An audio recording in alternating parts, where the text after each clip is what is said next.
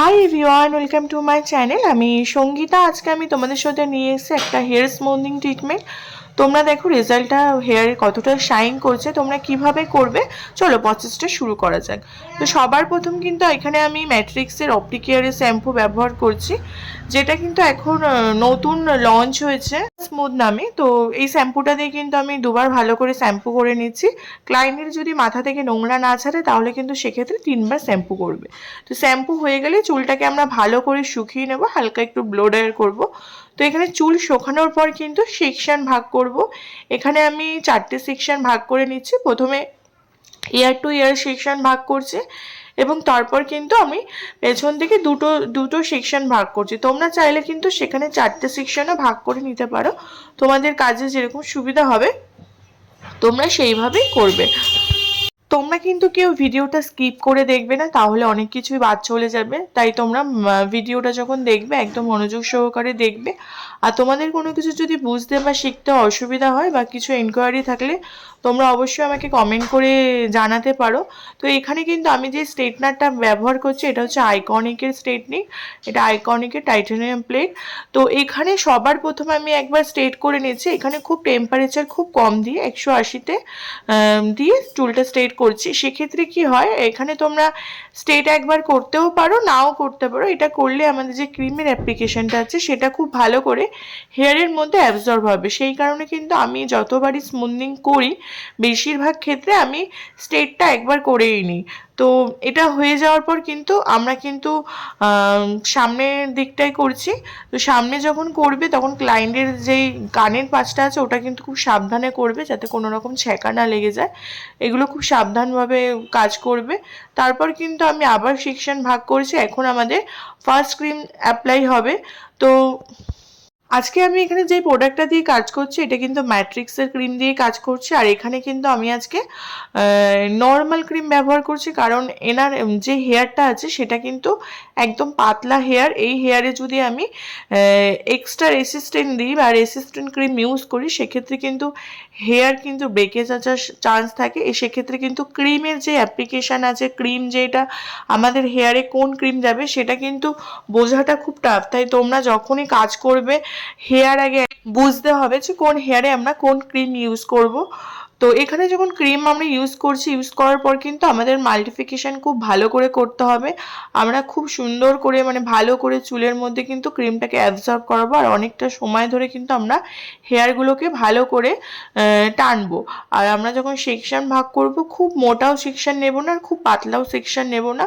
আর ক্রিমটা কিন্তু আমরা সামনে পেছনে দুদিক থেকেই লাগিয়ে নেব, যাতে কোনো হেয়ারে ক্রিম মিসিং না যায়। কারণ এখানে কিন্তু আমাদের ফার্স্ট ক্রিমের কাজ হচ্ছে বন্ড ব্রেক করা। তাই আমরা ক্রিম যদি প্রপারভাবে অ্যাপ্লিকেশন না করি তাহলে কিন্তু আমাদের স্ট্রেটনিংয়ের রেজাল্টটাও ভালো আসবে না। আর এই ক্রিমেই কিন্তু আমাদের 50%-এর মতন একটা স্ট্রেট লুক চলে আসে।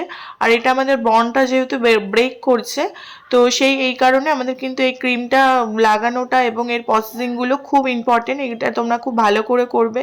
তোমরা যারা বিগিনার আছো তোমরা কিন্তু পুরো ভিডিওটা দেখো, তোমাদের অনেকটাই সুবিধা হবে এবং তোমরা কিন্তু প্র্যাকটিস করতে পারো নিজেদের। বলতে বলতে তো বলে দিচ্ছি স্ট্রেটনিং করতে তোমরা কি কি প্রথমে নেবে। তোমরা কিন্তু আইকনিকের একটা স্ট্রেটনার ইউজ করবে। অনেক ব্র্যান্ডেড কোম্পানি আছে কিন্তু আইকনিকের স্ট্রেটনারটা খুবই ভালো। তোমরা আইকনিকের স্ট্রেটনার এবং তার সাথে তোমাদের স্ট্রেটনার ক্রিম, সেকশন ক্লিপ এবং ট্যালকম চিরুনি, কাটিং শিট এগুলো কিন্তু আমাদের দরকার।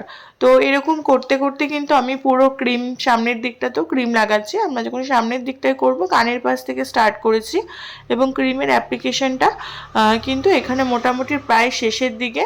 আর তোমরা যারা আমার চ্যানেলে নতুন আছো তোমরা কিন্তু অবশ্যই আমার চ্যানেলটিকে সাবস্ক্রাইব করে রেখো, যাতে তোমাদের জন্য আরও নতুন নতুন ভিডিও নিয়ে আসতে পারি। এবং তোমাদের কিছু ইনকোয়ারি থাকলে সেগুলো কিন্তু অবশ্যই আমাকে জিজ্ঞাসা করতে পারো কমেন্টের মাধ্যমে।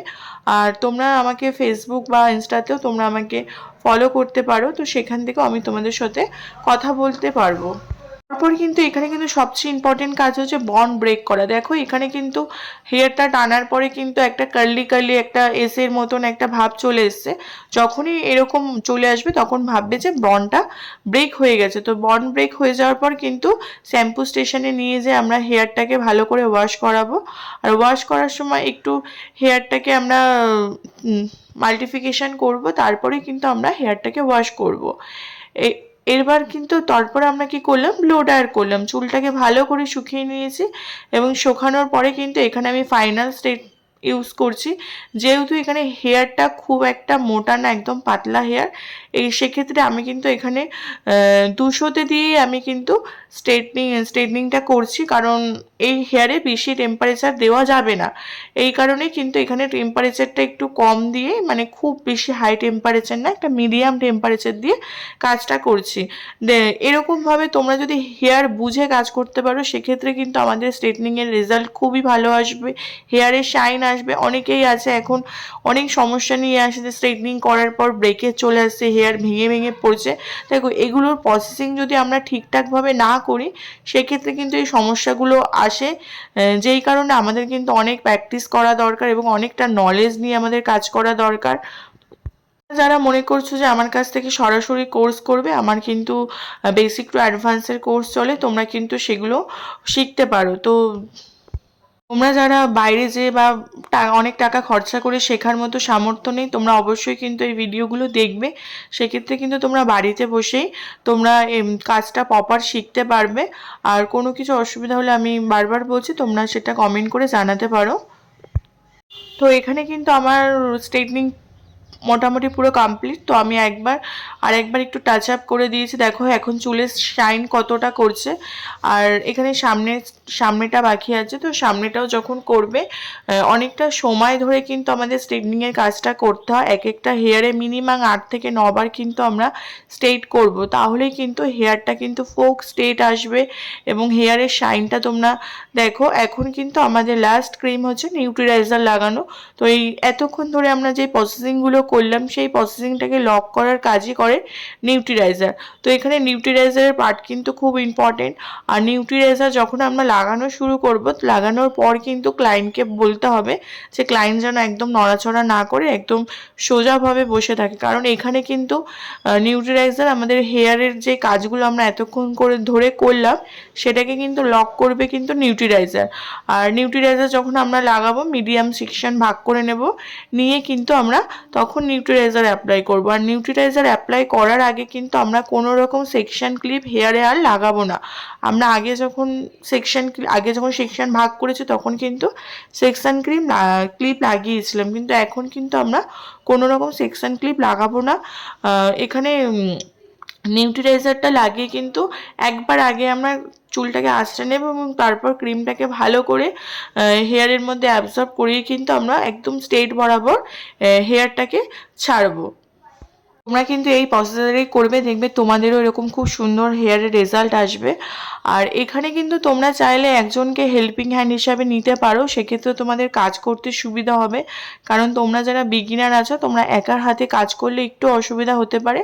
আর না হলে তোমাদের যে ক্লায়েন্ট থাকবে, তোমরা কিন্তু সেই ক্লায়েন্টের কাছ থেকে একটু হেল্প চাইতেই পারো। তো তোমরা কিন্তু এইভাবে কাজটা করবে, তাহলে তোমাদের কাজটাও খুব সুন্দর আসবে। এখানে কিন্তু আমরা নিউট্রিলাইজার লাগিয়ে কিন্তু অনেকক্ষণ ছেড়ে দেবো না, যে 0.5 ঘন্টা 1 ঘন্টা ছেড়ে দিলাম, এরকম না। আমাদের নিউট্রিলাইজার মোটামুটি কাজ করতে 20 মিনিটের মধ্যেই কাজ হয়ে যায়। তো এখানে 20 মিনিট রাখার পর হেয়ারটাকে ওয়াশ করে, এই যে এটা কিন্তু তোমাদের সাথে ফাইনাল রেজাল্ট। তো তোমাদের ভিডিওটা কেমন লেগেছে অবশ্যই কমেন্ট করে জানিও। আর তোমরা যারা যারা চ্যানেলে নতুন আছো, অবশ্যই চ্যানেলটিকে সাবস্ক্রাইব করে রেখো, যাতে তোমাদের জন্য আরও এরকম নতুন নতুন ভিডিও নিয়ে আসতে পারি। তো থ্যাংক ইউ।